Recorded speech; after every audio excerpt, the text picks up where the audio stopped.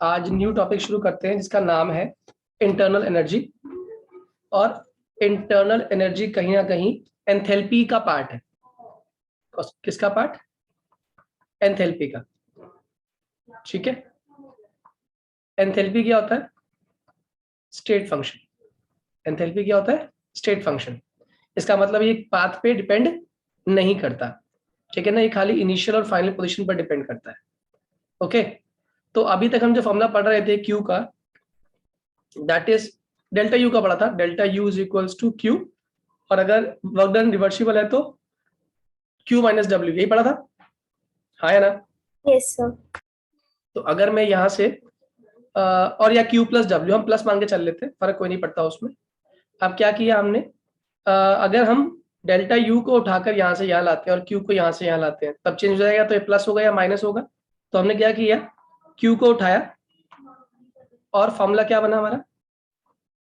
Formula बन गया delta U plus W. What is W? What is W? जल्दी बोलो। P delta we. तो क्यू का फॉर्मूला कितना हो गया? Delta U plus P delta we, हाँ या ना? इसको लिख सकते हैं ऐसे?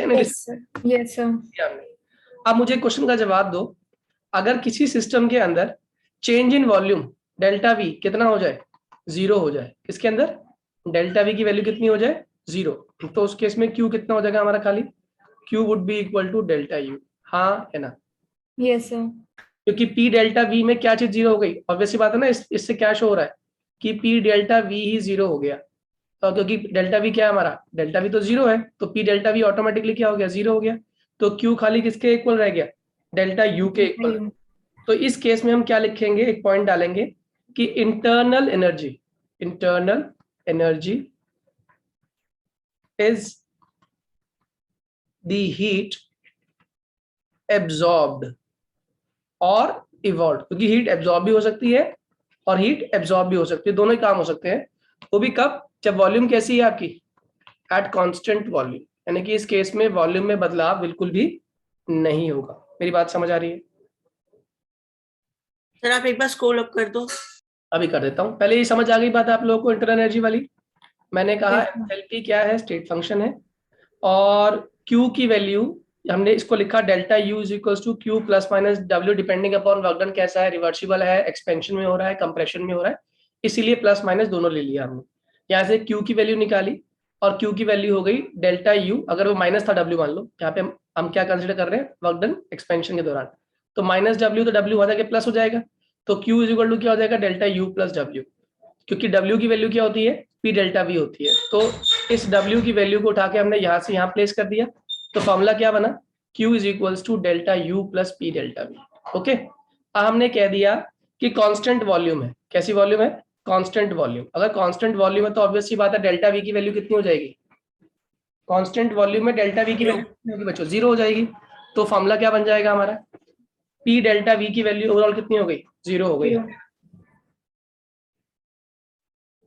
Is it clear to everyone? Yes sir. Ramya समझ आ रहा है बेटा? Yes sir. अमीशा समझ आ रहा है? जस्ट गिव मी 1 मिनट बच्चों। आगे सुनिएगा। इसके बाद इंटरनल एनर्जी समझ आ रहा है? इंटरनल एनर्जी इस केस में किसके इक्वल है? खाली इंटरनल एनर्जी चेंज के इक्वल है। तो क्यों? क्योंकि डेल्टा वी की वैल्यू कितनी आ रही है हमारी? जीरो आ रही है। डेल्टा वी का मतलब क्या है? चेंज इन वॉल्यूम कुछ भी इस केस में नहीं है। अब देखो, इसी रिलेशन का इस्तेमाल करते हुए हम आगे इसको लेके चलेंगे। अब हम बात करेंगे कि इंटरनल एनर्जी की कंडीशन क्या क्या हो सकती है। देखो, Q is equals to delta U plus P delta V, आपने पढ़ाई था, हाँ या ना? अगर मैं आपसे कहूं डेल्टा यू मतलब क्या है? Delta U is basically change in internal energy, that is final internal energy minus initial internal energy. What is delta we? Final volume minus initial volume, हाँ या ना? जल्दी बोलो। तो इन दोनों वैल्यूज को मान लो, ये फर्स्ट इक्वेशन और ये सेकंड इक्वेशन, इसे उठा के इस मेन फर्स्ट इक्वेशन में पुट कर दो, तो फॉर्मूला क्या बन रहा है? Q is equals to U2 minus U1 plus P, ये कितना बन गया हमारा? V2 माइनस V1, हाँ है ना? सर हम ये नहीं कह सकते कि सर एक क्लोज सिस्टम में इंटरनल एनर्जी हीट के बराबर होती है? बिल्कुल यही कहेंगे बेटा। अब देखो, U2 माइनस U1 हो गया और ये V2 माइनस V1 हो गया। Q को ऐसे लिखा, U2 प्लस P से मल्टीप्लाई किया PV2, ये है गया माइनस U1 माइनस PV1, हाँ या ना। इसमें तो U2 प्लस PV2 को एक ब्रैकेट में लिखा मैंने और माइनस कॉमन ले लिया, तो यहाँ क्या बन गया U1 प्लस PV1, हाँ या ना। यस yes अब U प्लस PV जो है हमारी वैल्यू, ये किसके इक्वल थी अभी आपने देखा था। यहाँ पे हम कुछ टर्म्स देंगे जिसको हम लोग नया नाम देने वाले हैं, जिसको बोलते हैं हीट कंटेंट या फिर एंथैल्पी। क्या बोलेंगे इसको? Heat content. ये पूरी जो वैल्यू है ना U प्लस PV2, इसको हम बोलेंगे H2 हीट 2, और U1 प्लस PV1 ये हो गई हीट 1 दैट इज H1। ठीक है, तो ये जो फॉर्मूला बन के आ रहा है हमारा, वो क्या बन के आ रहा है?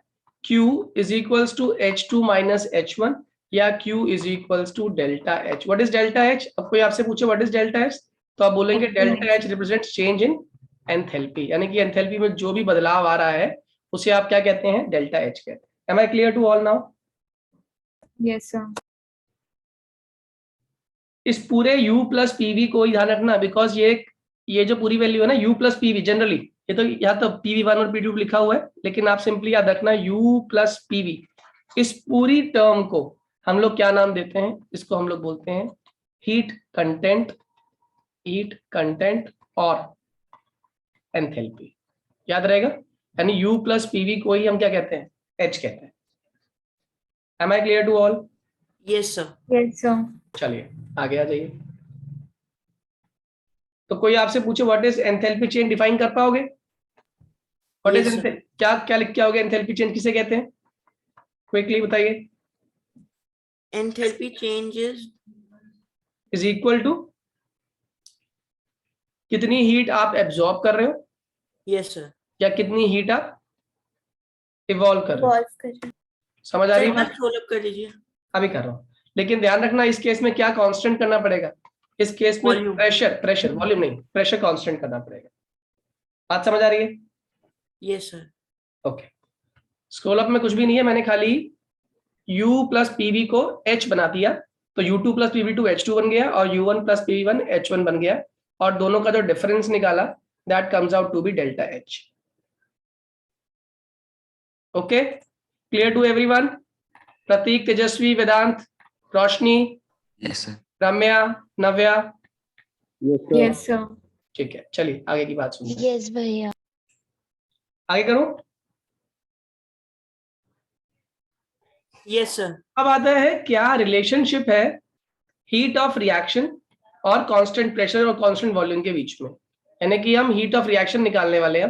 हेडिंग है हमारी heat of reaction at constant pressure and constant volume. Heat of reaction आप कैसे फाइंड आउट करोगे? जब आपकी रिएक्शन कांस्टेंट प्रेशर पे है या कांस्टेंट वॉल्यूम पे। देखो ऑब्वियस ही बात है, अभी हमने पढ़ा जब कांस्टेंट प्रेशर पे होता है तो Q किसके इक्वल होता है? जल्दी बोलो। एट कांस्टेंट प्रेशर Q किसके इक्वल आता है? डेल्टा H के, हाँ या ना। और एट कांस्टेंट वॉल्यूम उस केस में क्या? Delta U। ये पता है ना सभी को, अभी डिराइव किया था हम लोगों ने। प्रेशर पे डेल्टा H के बराबर और कांस्टेंट जो वॉल्यूम है हमारी, तो उसके अंदर क्या हो जाएगा? डेल्टा U के बराबर। अब आपने फॉर्मूला पढ़ा था अभी, H is equal to U plus PV होता है, तो अगर मैं डेल्टा H निकालने की कोशिश करूं तो क्या हो जाएगा? Delta U plus P delta V, हाँ या ना। जल्दी बोलो। यस सर तो लिख दूं delta H is equals to delta U plus P। What is delta V? V2 minus V1। सही है, तो लिख दूं Yes. Delta H is equals to delta U plus PV2 minus PV1। कोई दिक्कत तो नहीं है इसमें? जल्दी बोलो। नो सर अच्छा, हम सभी जानते हैं PV इज इक्वल्स टू क्या होता है? PV इज इक्वल टू क्या होता है? NRT NRT। तो क्या मैं PV2 को N2RT लिख दूं और PV1 को N1RT लिख दूं, हाँ या ना। तो ये जो वैल्यू आई PV2 is equal to N2RT और PV1 is equal to N1RT, ये मान लो इक्वेशन नंबर 1 है, इसमें पुट कर दूं दोनों वैल्यूज को, हाँ या ना। yes sir तो बताओ फॉर्मूला क्या बना? Delta H is equals to delta U plus PV2 कितना हो गया N2RT माइनस PV1 कितना हो गया N1RT, हाँ या ना? Yes sir. Yes, sir. Sir तो Yes, फिर sir. फॉर्मूला आ जाएगा RT बहुत बढ़िया। N2 minus N1। Delta H is equals to delta U, common आ गया RT तो अंदर आ गया N2 माइनस N1 और बाहर आ गया RT, हाँ या ना? Yes sir. यहाँ पे N2 और N1 क्या है? N2 number of moles, gaseous moles, number of gaseous moles, ये कब? At final state. और N1 क्या है?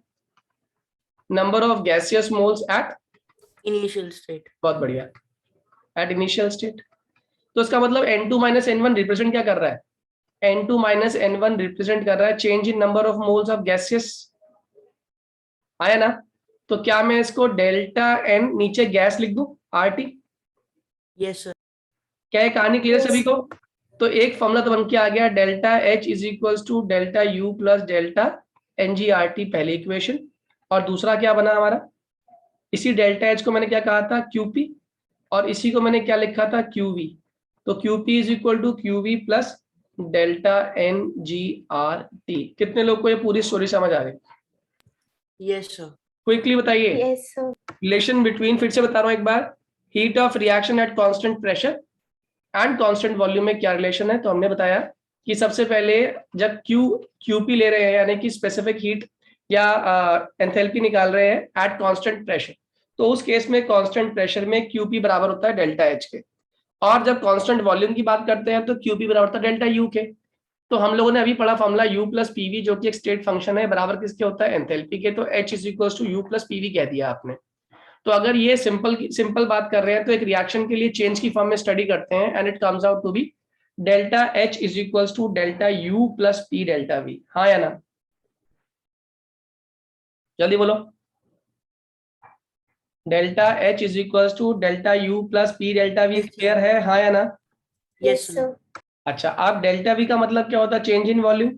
और चेंज इन वॉल्यूम कैसे निकालते हो? V2 माइनस V1 करके। तो आपने वही किया कि V2 माइनस V1 कर दिया। अब हम जानते हैं PV जो होता है किसके इक्वल होता है? NRT के इक्वल होता है। जल्दी बोलिए। Yes, sir. PV is equal to NRT है, तो आगे काम हमारा आसान हो गया। इसमें क्या करना है? सिर्फ और सिर्फ आप PV2 को लिख देंगे N2RT और PV1 को लिख देंगे N1RT, हाँ या ना?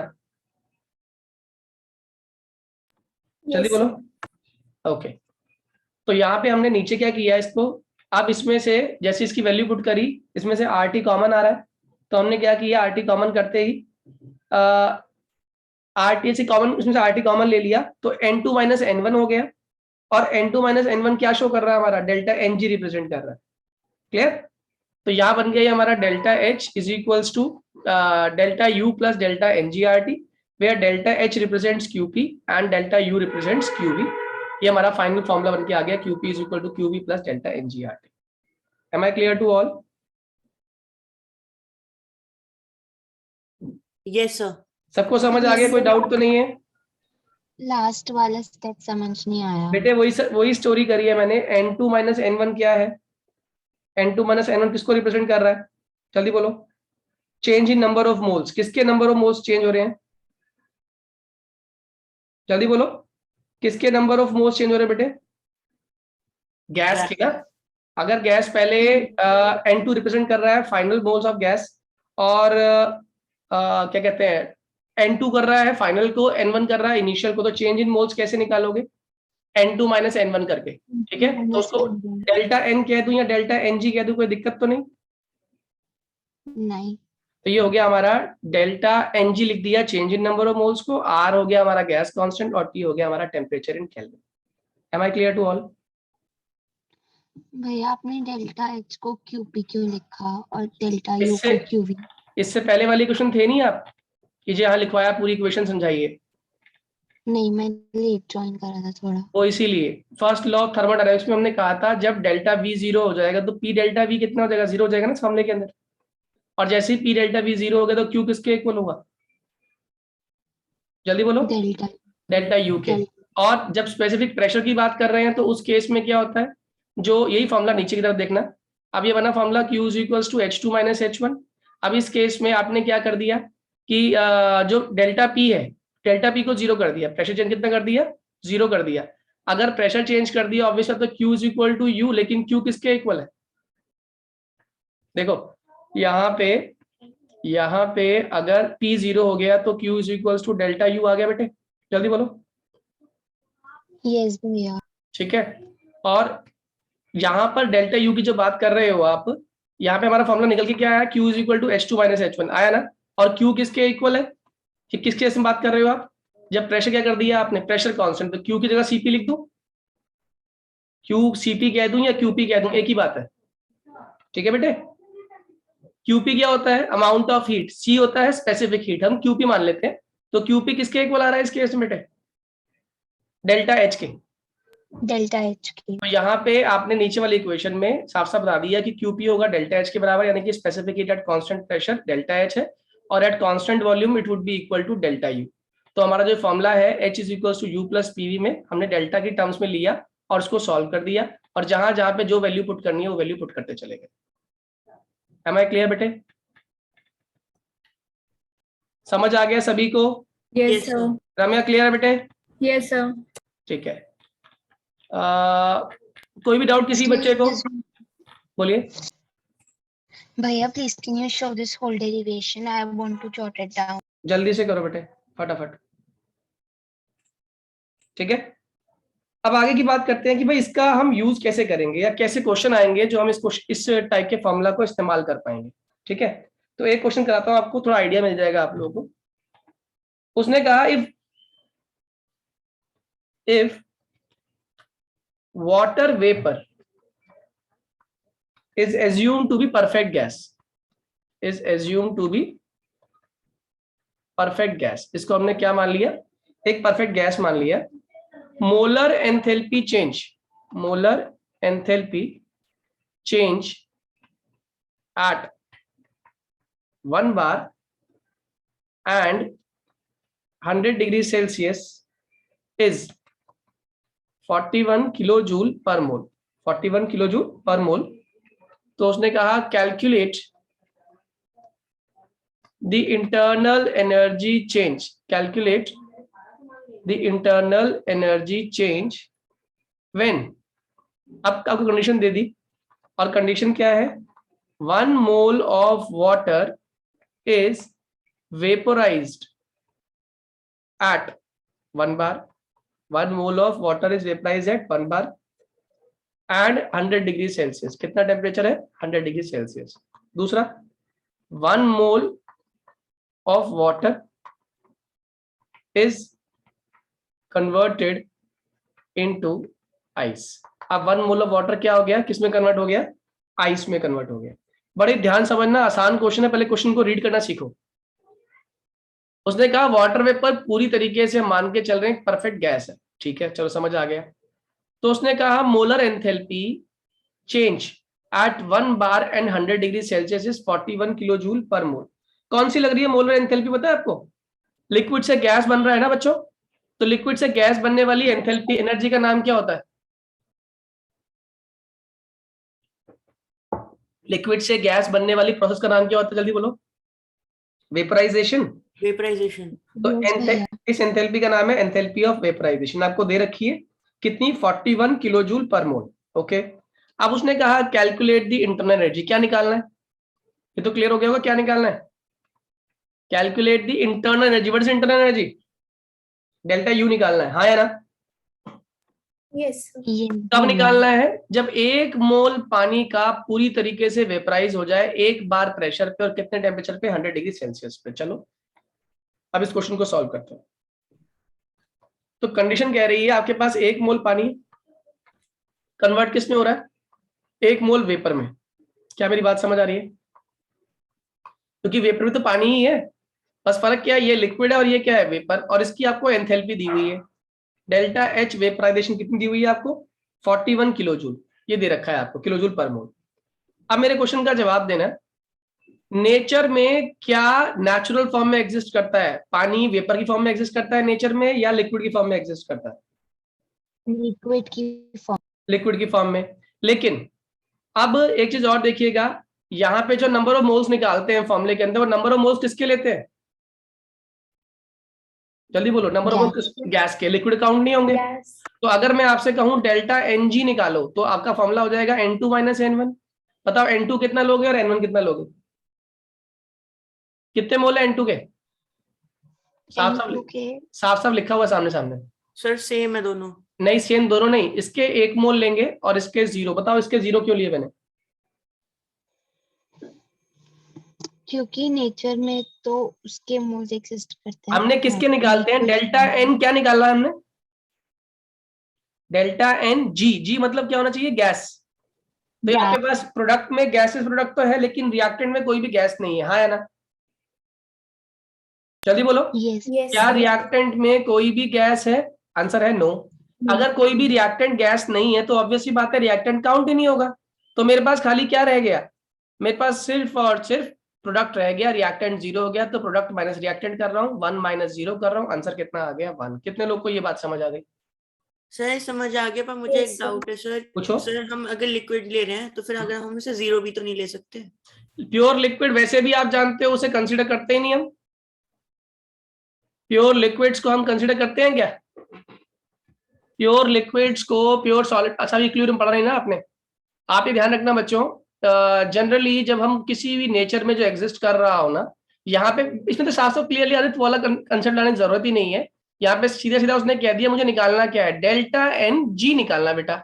तो जी निकालना यानी कि गैस होना चाहिए जो भी है, चाहे प्रोडक्ट हो चाहे रिएक्टेंट हो। अब रिएक्टेंट में गैस है नहीं तो रिएक्टेंट में कितने मोल्स लोगे? 0। प्रोडक्ट में आपके पास गैस दे रखा है, कितने मोल्स दिया हुआ है? 1। तो 1 में से 0 तो माइनस होगा। नहीं सर, मुझे इसमें डाउट नहीं था सर। मुझे इस वजह है कि हमने N1 को हमने 0 क्यों लिया है, क्योंकि अगर वो लिक्विड है तो सर हम उसमें कुछ तो मोल्स है सर, हमने उसके मोल्स कंसीडर क्यों नहीं किए? फिर वही बात आ गई, हमें निकालना क्या है? हमें क्या निकालना है? Delta N G. N G stands for gas. Gas. अब आपको मैंने कह दिया आपके पास 10 आदमी है और 4 डॉगी हैं और शादी में 12 लोगों को जाना था, 12 लोगों को। तो आप ऐसा करोगे 10 इंसान और 2 कुत्ते चले जाएंगे साथ में क्या? बोलो। No sir. नहीं, क्योंकि आपको भेजना क्या है? शादी में इंसानों को भेजना है। बात समझ आ रही है? यहाँ पे डेल्टा एन जी निकल रहा है, यानी कि change in number of moles of gases निकालना बेटा। अब गैसेस ही रिएक्टेंट होंगे, गैसेस प्रोडक्ट होंगे, उनमें वेरिएशन निकल सकती है। अब हम क्या नोटिस कर रहे हैं? प्रोडक्ट में तो है मेरे पास गैसियस प्रोडक्ट, लेकिन रिएक्टेंट में गैसियस नहीं है, लिक्विड है। तो क्या होगा? N2 माइनस N1 करते हुए N2 तो है मेरे पास, N1 कितना हो गया? 0। क्या आप क्लियर हुआ? Yes sir. ठीक है, अब मुझे निकालना भैया है ये बोल सकते हैं जी। कि हमने N1 इसलिए 0 लिए है क्योंकि नेचर में तो सिर्फ जो हमारा वो वाला exist करता है कंसेप्ट वो ना, liquid वो वाला है। कंसेप्ट यहाँ पे रोशनी अभी लगाने की जरूरत नहीं है, क्योंकि जब मैंने आपको पढ़ाऊंगा प्योर गैसेस प्योर सॉलिड्स तब वो बात समझाऊंगा। लेकिन अभी के लिए आप उसमें कंफ्यूज मत हो, सिंपल सा ये बात याद रखो कि डेल्टा एन जी है तो ऑब्वियसली बात है जो भी माइनस होगा या प्लस होगा वो गैसेस के मोल्स की बात होगी। ठीक है, उसमें कंफ्यूजन क्रिएट नहीं हो किसी को भी। अब आगे देखिए, डेल्टा यू, डेल्टा एच का फॉर्मूला क्या था? Delta H is equals to delta U plus P delta V, यही पढ़ा था। Yes sir. और इसी को लिखती हूँ delta H is equals to delta U minus delta N G R T, हाँ या ना? Yes sir. तो अब क्या करना है? सिंपली मेरे पास डेल्टा एन जी है, कितना है डेल्टा एन जी की वैल्यू? 1 मोल। ओके भैया माइनस क्यों लिखा? अरे टी डेल्टा वी है हमारा, सॉरी डेल्टा यू निकालना था मैंने ये। हाँ अब ठीक है, delta U is equal to delta H में, अब ठीक है। यस भैया। Delta U is equals to delta H minus delta N G R T में डेल्टा एन जी की वैल्यू 1 है, आर की वैल्यू फिक्स है। किलो जूल में निकालोगे तो कितना हो जाएगा? 8.314 इंटू 10⁻³ ये किलो जूल पर केल्विन पर मोल होती है इसकी यूनिट, अगर जानना चाहो तो किलो जूल पर केल्विन और पर मोल। ओके, और इंटू कितना टेम्परेचर दे रखा था? 100 डिग्री सेल्सियस, यानी कितने केल्विन? 373। और डेल्टा एच की वैल्यू कितनी दे रखी थी? 41। सॉल्व कर लोगे या नहीं? जल्दी बोलो। Yes sir. Delta U is equals to 41 minus 8.314 into 10⁻³ into 373। ये क्या निकल के आ गया? डेल्टा यू, फर्स्ट पार्ट का आंसर। ओके, अब अगला सुन लो, अगले का आंसर आप मुझे तुरंत आओगे, तुरंत। अब उसने सेकंड पार्ट में कह दिया 1 mole of water is converted into ice. अब पानी को आपने कन्वर्ट कर दिया इनटू आइस। बताओ फॉर्मूले में क्या निकालते थे आप? डेल्टा एन दोनों में गैसियस स्टेट नहीं है, इसलिए नहीं है, zero इसलिए में कितना हो गया, जाएंगे। 0 हो जाएगा नंबर ऑफ मोल्स। बात समझ आ गई? H2O लिक्विड Yes, से क्या बन रहा है, H2O सॉलिड बन रहा है, हालांकि दोनों के एक एक मोल दिख रहे हैं, लेकिन इनमें क्या नहीं है, इनमें गैसियस कोई भी नहीं है। Am I clear? तो कोई भी Yes, गैस नहीं है, तो डेल्टा Ng की वैल्यू कितनी हो जाएगी, 0। और delta H is equals to delta U plus delta NgRT में हमारा अगर Ng 0 हो गया तो ये डेल्टा NgRT भी 0 हो गया, तो डेल्टा H किसके इक्वल रह गया खाली, डेल्टा U। क्या मेरी बात समझ आ गई? Yes Yes, sir. sir. और डेल्टा यू आप निकाल चुके, तो निकाल चुके हो, 41. आंसर आ गया। Clear to all? Yes Yes, sir. sir. ये सॉल्ट Yes. एग्जाम्पल एनसीईआरटी में भी आपको इसलिए मैंने कराया। एक और सॉल्ट एग्जाम्पल है, बहुत ही बढ़िया वाला एग्जाम्पल है, करते हैं उसको भी। कह रहा है एक स्विमर है, वो पूल से बाहर आया, एक स्विमर पूल से बाहर आया, और जैसे ही वो पूल से बाहर आया उसकी बॉडी के ऊपर पानी की एक लेयर जम गई, मतलब लेयर मतलब पानी की लेयर है, फिल्म ऑफ वाटर है उसकी बॉडी के ऊपर, ओके, जिसका कि वेट पानी की ड्रॉपलेट्स को मिला दो, उस लेयर का वेट मिलाओ तो 18 ग्राम पानी की वेट का, पानी की फिल्म का वेट है। कह रहा है हाउ मच हीट, हमें कितनी हीट देनी पड़ेगी, how much heat must be supplied, हमें कितनी हीट सप्लाई करनी पड़ेगी to evaporate this water at 298 kelvin. बताओ मुझे कौन सी एंथैल्पी लगानी है, पहले तो बताओ मुझे एंथैल्पी कौन सी लगानी है। वेपराइजेशन। बहुत बढ़िया, बिल्कुल सही है, क्योंकि लिक्विड को उड़ाना है ना, और किस में कन्वर्ट करना है, वेपर में कन्वर्ट करना है। यानी कि अब मुझे पहले ये चेक करना है मेरे पास मोल्स कितने हैं लिक्विड के, तभी उतने तो मोल्स बनेंगे पानी के भी, हाँ या ना? Yes sir. चलो Yes, sir. अब इसमें दे दिया आपको, साथ में निकालना है आपको calculate the internal energy of vaporization, delta H निकालनी है वेपराइजेशन की, ठीक है। कैलकुलेट इंटरनल एनर्जी निकालनी है of vaporization, internal energy of यानी डेल्टा यू निकालनी है, इंटरनल एनर्जी ऑफ वेपराइजेशन। आपको दे रखा है डेल्टा H वेपराइजेशन की वैल्यू दे रखी है आपको 40.66 किलो जूल पर मोल, और कितना है टेम्परेचर आपका 373 केल्विन। सबसे पहला काम क्या करोगे, जल्दी बोलो, सबसे पहला स्टेप, सब मोल्स निकालेंगे गिवन। पहले आप ये देखो प्रोसेस क्या होने वाली है, H2O पानी से H2O वेपर बनने वाला है, हाँ या ना? अब Yes, पानी की भैया। फिल्म का वेट कितना है, 18 ग्राम। 18 मोल्स में convert करेंगे तो 1 मोल। लूंगा, नंबर ऑफ मोल्स निकाल लूंगा, 1 मोल 1 आएगा। मोल। बहुत बढ़िया, 1 आ जाएगा। नंबर ऑफ मोल्स ऑफ पानी is equal to 18 gram given mass, और मॉलिक्यूलर मास पानी का 18 ही होता, तो आंसर कितना आ गया, 1 मोल। अगर ये 1 मोल आ गया तो डेल्टा Ng निकल गया तुरंत मेरा, इसका मतलब ये 1 है, ये 1 है, मतलब डेल्टा Ng कितना होगा, 1 वेरी गुड, 1 वेरी गुड। कितने लोग को 1 माइनस 0 समझ आ गया? Yes, आ sir. गया भैया। कहीं कोई 1 में से 1 माइनस मत कर देना, आंसर गलत हो जाएगा पूरा आप लोगों का। 1 में से 0 माइनस होगा, क्यों? क्योंकि रिएक्टेंट आपका लिक्विड है, ना कि आपका गैसेस। क्या मेरी बात समझ आ रही है? Yes, sir. ठीक है, तो डेल्टा Ng की वैल्यू आ गई आपकी 1। अब आगे आ जाओ, आपसे निकालने की क्या कहा उसने, क्या निकालना है आपने, उसने कहा डेल्टा U निकालो, तो वही कहानी, delta U is equals to delta H minus delta NgRT। Solve कर पाओगे नहीं? सेम कहानी है, सेम Yes, sir. अभी जो निकाली थी। डेल्टा H की वैल्यू कितनी दी है इस बार हमें, 40.66। भैया टेम्परेचर, हाँ, इसमें हम 373 98 लेंगे। 373 दिया हुआ है, क्या? क्वेश्चन में तो दे रखा है ना, must be supplied to evaporate। अच्छा हाँ, करेक्ट, टी लेंगे 298 केल्विन उस केस में, तो 40.66 माइनस डेल्टा Ng 1 आ रहा है, R की वैल्यू 8.314 × 10 पावर -3, और T हो गया तुम्हारा 298 केल्विन। डेल्टा U निकल के आ गया, हाँ या ना? जल्दी बोलो, डेल्टा U निकल के आ गया, हाँ या ना? Yes, sir. Yes sir. तो इस तरीके के क्वेश्चंस आपके सामने आएंगे जो आप बहुत ही आसानी से कर पाओगे। एक क्वेश्चन आप करके दिखाओ मुझे कि आपको ये आइडिया समझ आया है नहीं आया। लिखिए क्वेश्चन। एक्सक्यूज मी भैया, जी बोलिए। आपने फर्स्ट क्वेश्चन में टेम्परेचर और 373 लिया था, लेकिन उसमें तो 100 डिग्री दे रखा था सेल्सियस ना? है ना? अच्छा ठीक। अभी कह रहा है find out the internal energy change for reaction, और क्या है रिएक्शन, ए लिक्विड से ए गैस। इसका मतलब आपको समझ आ गया कि नंबर ऑफ मोल्स का आपको पता है।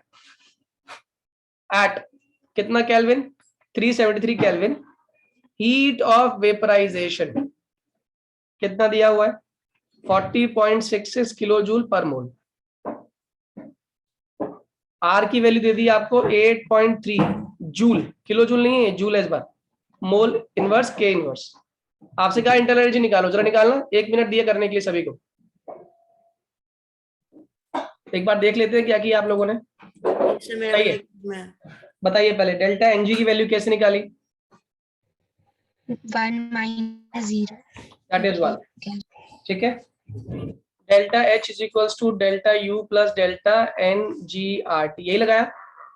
Yes, sir. यहाँ से डेल्टा यू की वैल्यू निकाल दी, delta U is equals to delta H minus delta N G R T, कोई दिक्कत। No, sir. डेल्टा एच कितना दिया हुआ है, 40.66, लेकिन वो किलो जूल है बेटा, है ना, इसीलिए 40660 हो गया वो। डेल्टा एनजी की वैल्यू 1 हो गई, आर की वैल्यू कितनी दी हुई है 8.314 और टी की वैल्यू कितनी दी हुई है आपको 373। प्लस में आएगा आंसर, माइनस में नहीं आएगा। सर मेरा पॉजिटिव आ रहा है। पॉजिटिव ही आएगा आंसर। क्या मेरी बात समझ आ गई आप लोगों को, हाँ या ना। यस सर, अब सही आ रहा है। वो ऑब्वियस मतलब यूनिट चेक किया करो आप, क्या यूनिट दिया हुआ है उसने। आर की वैल्यू जूल पर मोल पर केल्विन में दी हुई है ना, और आपको heat of application kilo joule में दी है। कभी भी डिफरेंट तो होगा नहीं ना, जब आप यूनिफॉर्म सिस्टम के अंदर एक फॉर्मूला लगाते हो तो यूनिट सिस्टम भी सेम ही होता है उसके अंदर। Am I clear to everyone now? ये क्वेश्चन समझ आ गया सही बच्चों को? प्लीज रेज योर हैंड, जिनको समझ आ गया please raise your hand quickly.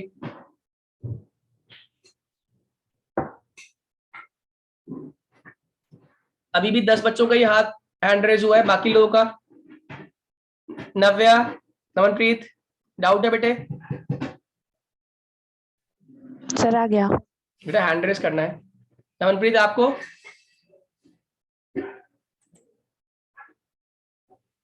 चलिए नेक्स्ट टॉपिक शुरू करते हैं, very very very important topic.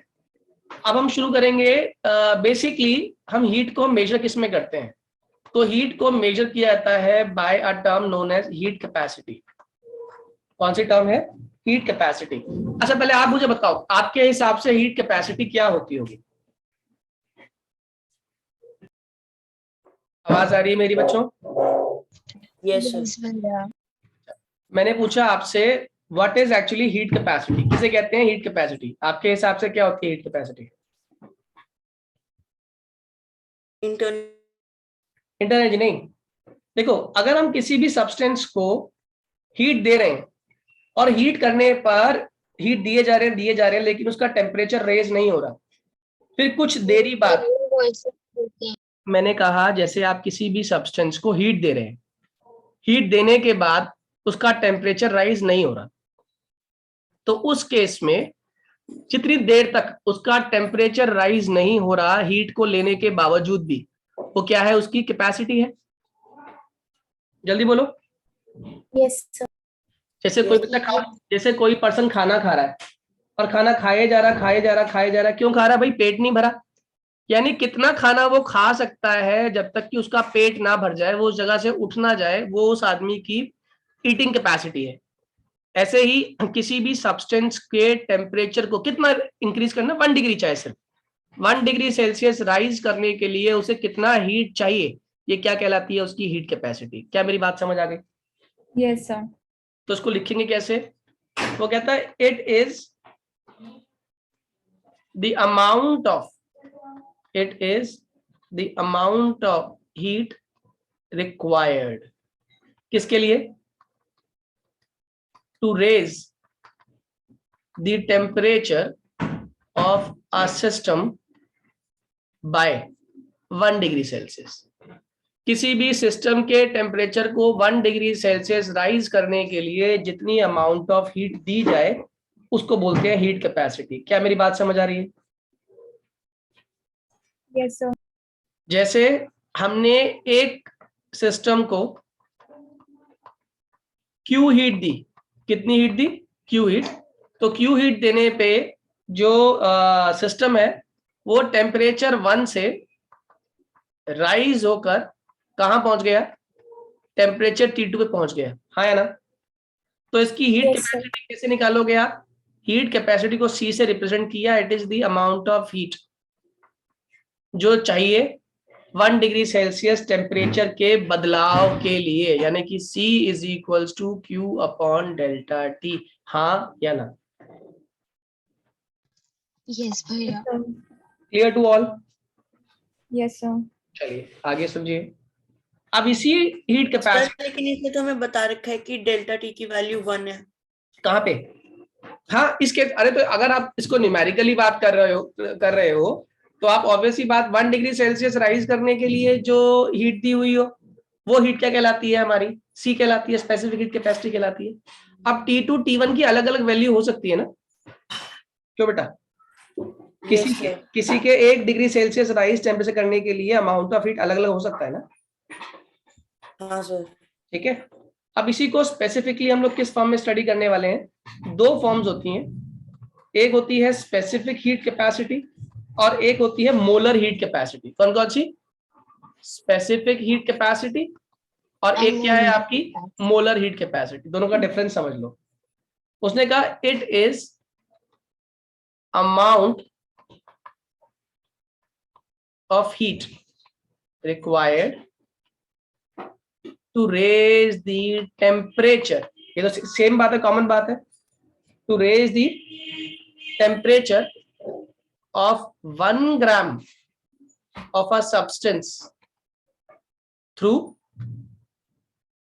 1 degree Celsius. क्या मेरी बात समझ आ रही है? स्पेसिफिकेशन समझ आ गई आपको? क्या स्पेसिफिकेशन है?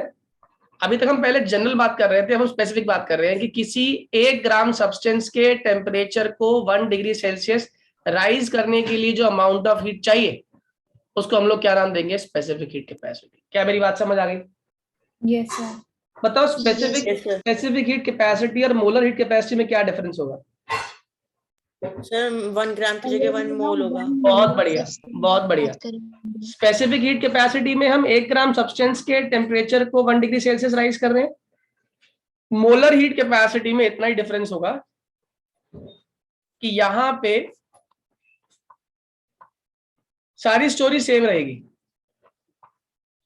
इट इज से लेके amount of heat required to raise the temperature of, बस फर्क क्या हो जाएगा यहाँ पे? 1 मोल ऑफ सब्सटेंस, वो भी कितना राइज करने के लिए? Through 1 degree Celsius. Am I clear to all? Yes sir. ठीक है, तो यहां पर अगर मैं इसको मोलर हीट कैपेसिटी लिख रहा हूं तो मैं इसको ऐसे रिप्रेजेंट कर दूंगा CM। फॉर्मूला क्या हो जाएगा? CM is equal to heat capacity upon number of moles. कोई दिक्कत तो नहीं है? No, sir. ठीक है, ये वाला समझ नहीं आया। अरे मोलर हीट कैपेसिटी है तो C इज इक्वल टू नीचे नंबर ऑफ मोल्स आएगा नहीं आएगा? मतलब हीट कैपेसिटी को नंबर ऑफ मोल से डिवाइड कर दूं तो मोलर हीट कैपेसिटी आ जाएगा। क्यों बेटा? यस। ये वही चीज लिखी है हमने यहाँ पे। अब समझिए, जैसे मैंने कहा आपके पास 3 ग्राम एल्यूमिनियम है, ठीक है, और इसको 5.4 जूल हीट चाहिए। क्या करने के लिए? To raise the temperature. कहां से कहां? To raise the temperature from 298 kelvin to 300 kelvin. तो हीट कैपेसिटी निकालनी है इसकी, निकाल पाओगे या नहीं? हीट कैपेसिटी, सिर्फ हीट कैपेसिटी C निकालना है। C इक्वल टू फॉर्मूला क्या होता है? Q upon delta T। हाँ या ना? बताओ Q कितना है? 5.4। अरे Q हीट ही तो है। 5.4 डेल्टा T क्या हो गया? T2 माइनस T1, यानी कितना हो गया? 2। आंसर कितना आ गया? 2.7 joule per kelvin. Am I clear to all? जल्दी बोलिए। Yes, sir. यस। मैंने कहा इसी की निकालो मोलर हीट कैपेसिटी। अब निकालना है मोलर हीट कैपेसिटी। फॉर्मूला क्या होता है? C upon N। C कितना आ चुका है आपका? 2.7 अपॉन N कैसे निकालोगे? N होते हैं नंबर ऑफ मोल्स। फॉर्मूला क्या होता है? Given mass upon atomic mass. जल्दी बोलो। यस भाई। कितना है गिवन मास? 3 और कितना है atomic mass? 27। 27। Am I clear? हाँ या ना? Yes, sir. Yes sir. और डेल्टा टी तो है ही। अच्छा, डेल्टा टी चाहिए हमें। यहाँ पे मैंने शायद डेल्टा टी नहीं लिखा, डेल्टा टी भी है, तो पर हीट टेम्परेचर राइज तभी तो होगा। तो C M N delta T हो गया 2.7 अपॉन एन की वैल्यू हो गई 3, 27 ऊपर चला गया। कोई दिक्कत? हाँ या ना? नो भैया। No, sir. ठीक। अगर वैसे आप ना भी लिखो डेल्टा टी, तो हम तो पूरा निकाल के आ चुके हैं ना, डेल्टा टी से डिवाइड कर ही लिया। बात तो वही, हम सी की वैल्यू पूरी लिख रहे हैं, तो डेल्टा टी इसमें इंक्लूड हो चुका है। तो ये हो गया 2.7 इंटू 27 अपॉन नीचे कितना आ गया 3, 3 से गया ये 9 आ गया। तो दी आंसर वुड भी क्या हो जाएगा 2.7 इंटू 9, दैट इज नियरली 24 हाँ 24.3 या 243 एक ही बात होती है। Am I clear? बस डेसिमल लगा लेंगे इसमें। और यूनिट क्या हो जाएगी इस बार? यूनिट हो गई जूल पर मोल और पर केल्विन। क्लियर है? क्लियर है बच्चों? Yes, sir. Yes sir. तो अगर आपको कोई सब्सटेंस का एम मास गिवन है, if M mass of a substance is given, substance is given, तो और उसका temperature, and we have to increase temperature from T1 to T2, तो उस केस में हीट जो होगी, हीट होगी Q is equals to M into C into T2 minus T1। क्या फॉर्मूला है? Q is equals to MC delta T। What is M? M तो हो गया मास, है ना? M क्या हो गया आपका? M हो गया मास। C ग्राम की बात हो रही है, तो क्या हो गई? Specific heat. और डेल्टा T क्या हो गया? Change in temperature. इससे क्या निकल के आ रहा है? Q निकल के आ रहा है। क्या मेरी बात समझ आ रही है बच्चों? Yes, sir. यहां तक क्लियर हो गया, तो जो नेक्स्ट हमारा टॉपिक होगा that is Mayer's formula. Very very very important formula.